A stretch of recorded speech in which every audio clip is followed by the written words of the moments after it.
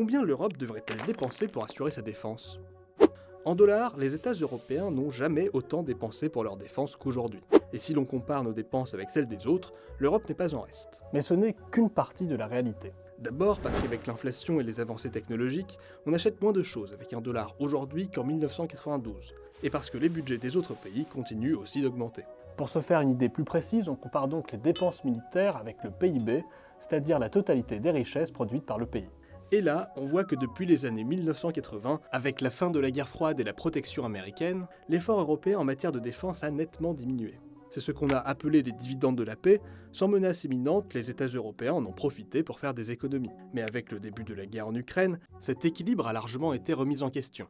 Et les États-Unis ont appelé les Européens à dépenser davantage pour leur propre sécurité. Depuis l'invasion de la Crimée par la Russie en 2014, les membres de l'OTAN se sont engagés à consacrer au moins 2% de leur PIB à la défense. Et en 2024, cet objectif a fini par être atteint par la plupart des pays européens, avec des disparités importantes. Oui, mais voilà. Face à l'incertitude de la protection américaine depuis la réélection de Donald Trump, des voix s'élèvent pour dire que ça ne suffira pas, et l'idée circule de fixer un nouveau seuil à 3% du PIB. En France, ça ferait environ 77,88 milliards d'euros.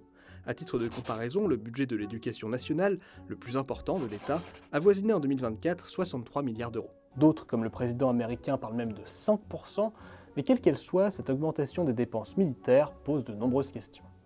Comment la financer en période de restrictions budgétaires? Et que faire de l'argent? La France souhaite par exemple investir dans une industrie européenne de la défense, tandis que d'autres, comme la Pologne, ne veulent pas renoncer à acheter du matériel américain ou sud-coréen.